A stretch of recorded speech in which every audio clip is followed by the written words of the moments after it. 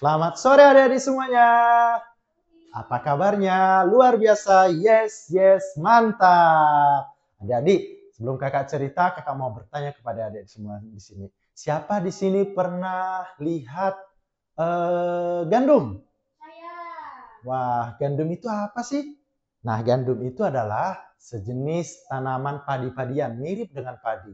Biasanya digunakan atau dibuat tepung terigu. Nah, hari ini kakak mau bercerita tentang sumur tua dan si petani gandum. Nah, kira-kira apa yang terjadi dengan si petani gandum ya? Yuk langsung saja kita simak ceritanya. Dikisahkan, di sebuah desa kecil, hiduplah seorang petani gandum bernama Pak Joko. Nah, Pak Joko ini bekerja keras setiap hari untuk menanam gandum dan merawat gandum-gandumnya. Namun kali ini terjadi musim kemarau yang sangat berkepanjangan, sehingga tanaman gandumnya sudah mulai menguning, tetapi waktu panennya belum tiba. Nah, satu-satunya cara untuk menyelamatkan tanaman gandum itu adalah dengan memberikan asupan air yang cukup. Namun bagaimana mungkin? Kan musim kemarau.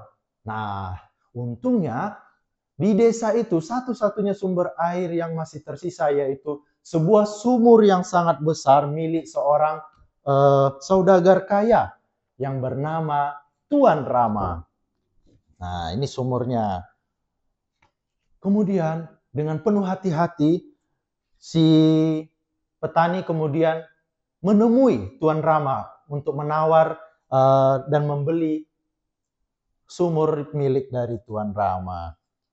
Kemudian si petani berkata seperti ini, Tuan Rama, aku sangat membutuhkan air untuk ladangku yang sudah menguning.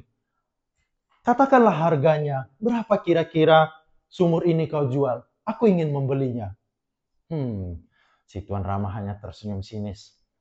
Aku akan memberi penipuan kepada dia. Baiklah. Kau ingin membeli sumur ini?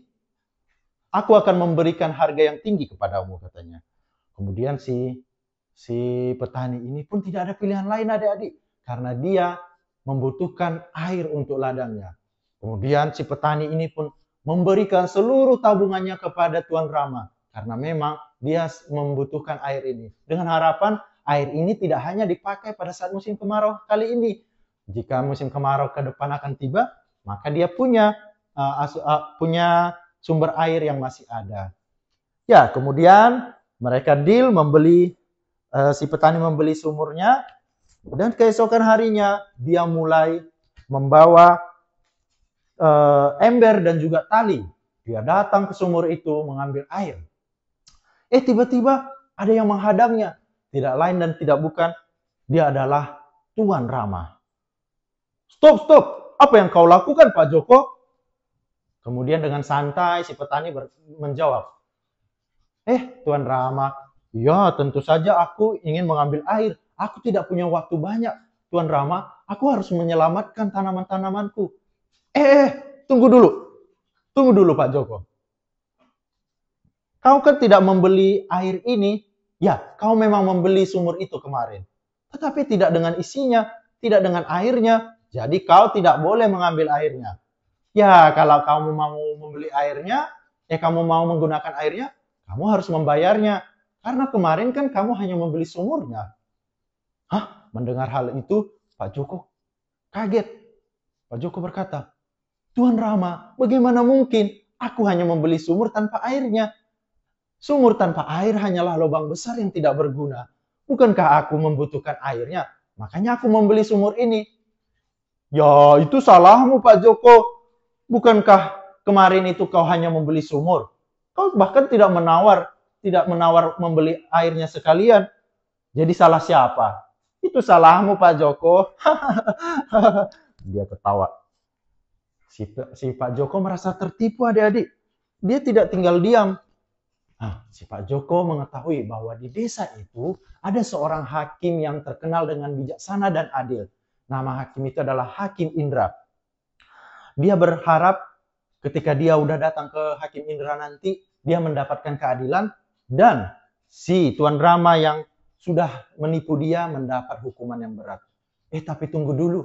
Yang tidak diketahui oleh si Pak Joko bahwa ternyata Tuan Rama ini sepupuan dengan Hakim Indra. Kira-kira Hakim Indra nanti belain si Tuan Rama karena dia sepupunya atau bukan ya? Keesokan harinya mereka datang ke pengadilan yang sederhana di desa itu. Tidak hanya itu, para penduduk desa pun ikut hadir sebagai menyaksikan jalannya sidang pada hari itu.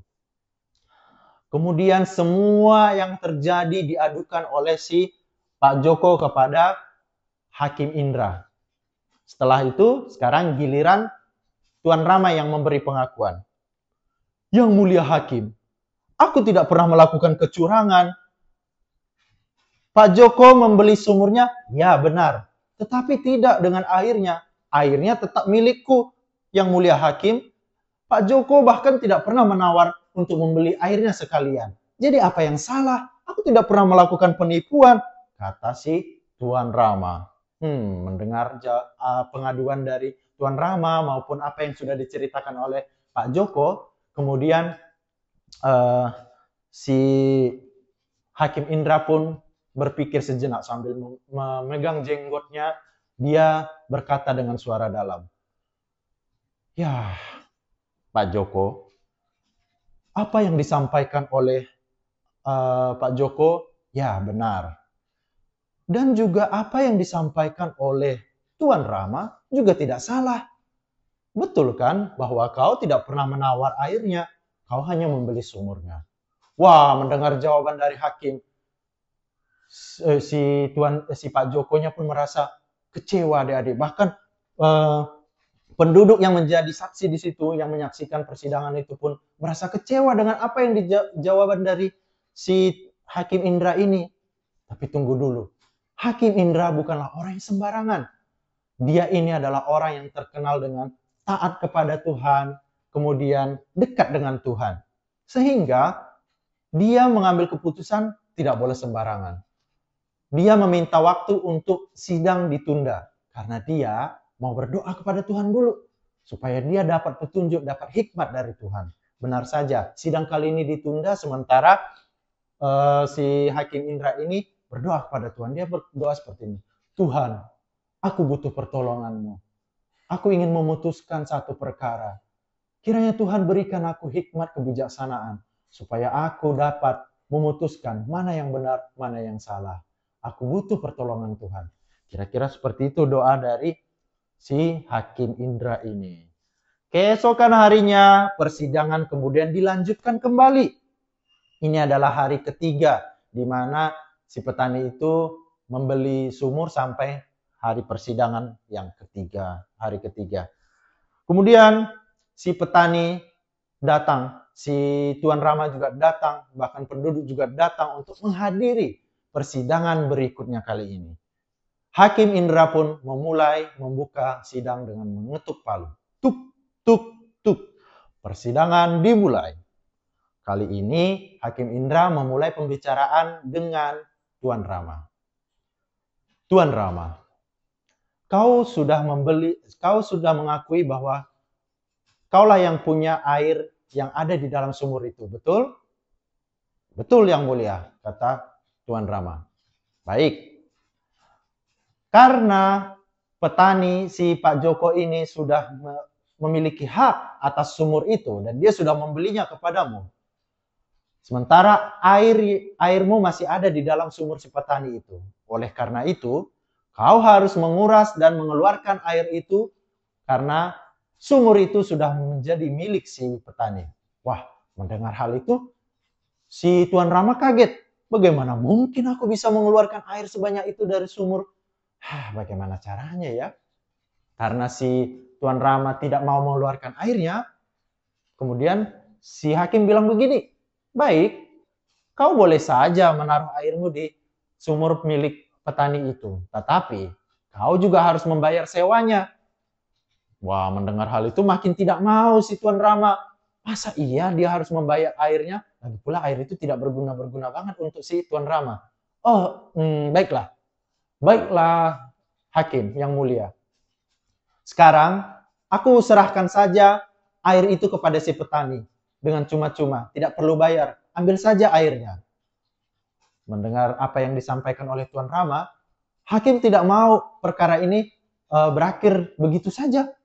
Dia kemudian berkata, ya tentu saja. Memang seharusnya sudah seperti itu Tuan Rama. Karena sumur itu adalah milik dari si petani. Tapi ingat, kau tetap harus membayar uang sewa.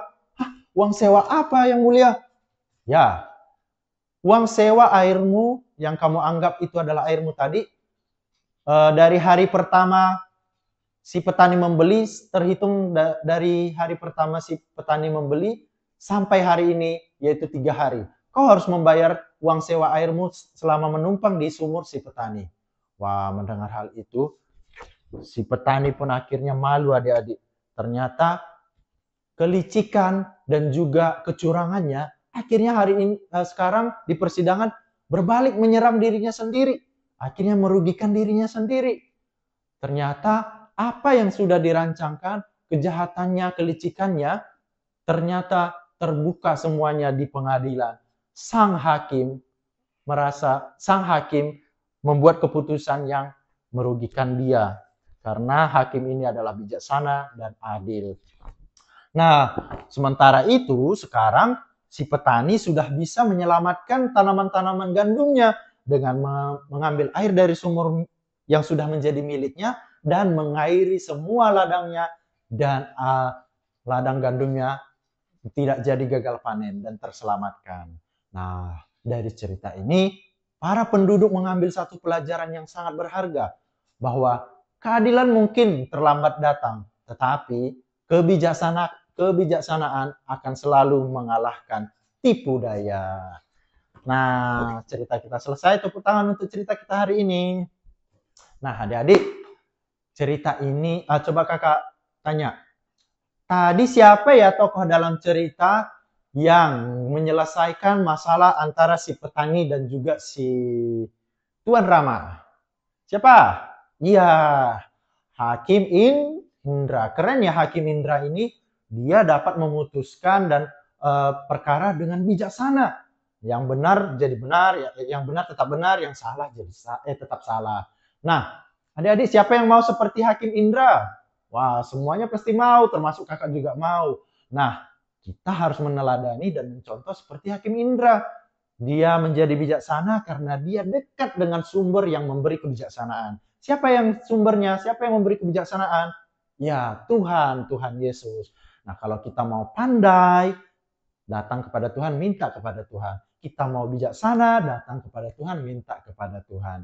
Nah, adik-adik, cerita kali ini juga mengajarkan kita untuk tidak berbuat curang. Kita harus jujur. Nah, karena kecurangan, kebohongan, tipu daya itu akan merugikan diri kita sendiri, sama seperti Tuan Rama tadi. Tuhan menghendaki anak-anaknya, semua anak-anaknya bersikap jujur, tidak bohong, tidak menipu, tidak bersikap curang, karena Tuhan berkata seperti ini. Siapa yang hidupnya jujur, maka dia akan hidupnya berkemenangan dan bersuka cita di dalam Tuhan. Cerita kita selesai. Bye-bye.